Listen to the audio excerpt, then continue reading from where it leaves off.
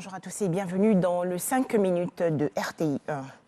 En Côte d'Ivoire, le retour hier dans la soirée à Abidjan du président de la République Alassane Ouattara. Le chef de l'État était à Abuja, au Nigeria, dans le cadre du 60e sommet ordinaire de la communauté économique des États de l'Afrique de l'Ouest, la CEDEAO. Le 11 décembre dernier, toujours au Nigeria, le président de la République Alassane Ouattara a procédé à l'inauguration de la nouvelle ambassade de Côte d'Ivoire.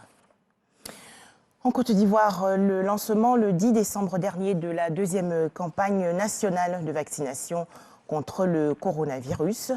C'était à Port-Boué, commune du district d'Abidjan. Objectif, renforcer l'immunisation collective contre la Covid-19 avec environ 3 millions de doses de vaccins à administrer aux populations.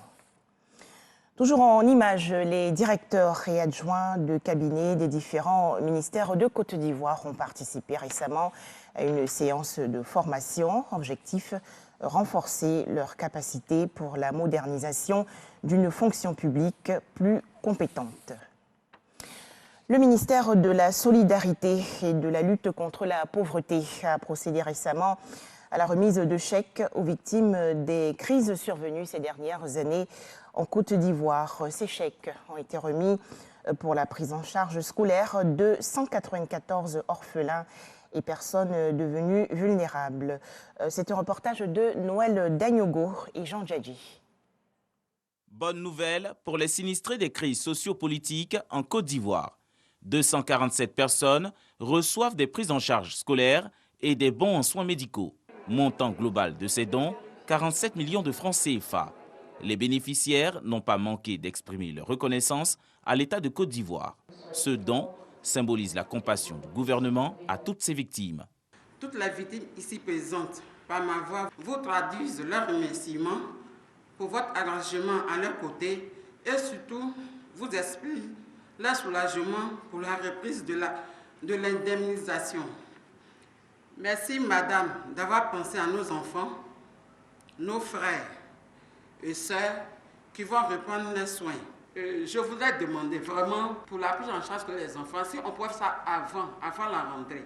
Vraiment, nous les victimes, surtout les veuves, nous demandons si on peut avoir des logements. La ministre de la Solidarité et de la lutte contre la pauvreté a rassuré les victimes et leurs ayants droit sur la teneur des mesures élaborées pour améliorer leurs conditions de vie et faciliter leur réinsertion économique. C'est avec un réel plaisir que je me retrouve ici, à l'occasion du redémarrage des opérations d'indemnisation des victimes des crises.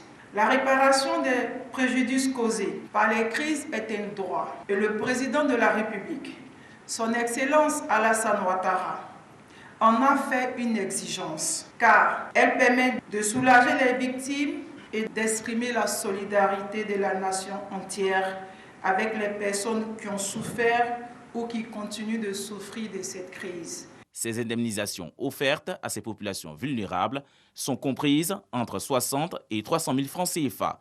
Une minute de silence est observée à cette occasion en l'honneur des personnes décédées lors de ces récentes crises de la décennie. Des images à présent, les chefs d'État et de gouvernement de la CEDEAO, dont le président de la République Alassane Ouattara, se sont réunis hier à Abuja au Nigeria. Ce 60e sommet ordinaire a planché sur la situation politique au Mali et en Guinée-Conakry. En ce qui concerne le Mali, l'organisation ouest-africaine exige des élections en février 2022 sous peine de nouvelles sanctions. En Nouvelle-Calédonie, le non à l'indépendance a remporté hier une victoire écrasante lors du 3e référendum d'autodétermination. 96,49% des suffrages selon les résultats définitifs. Lors d'une allocution télévisée, le président français Emmanuel Macron a assuré accueillir avec respect et humilité le résultat de cette consultation. Enfin, drame aux États-Unis. Les fouilles désespérées se poursuivent pour retrouver d'éventuels survivants sur le site d'une usine de bougies. au cœur du pays, devenu le symbole de la dévastation causée par des tornades qui ont fait 94 morts dans leur sillage. Voilà, je vous retrouve à 13h dans le cadre du journal de la mi-journée.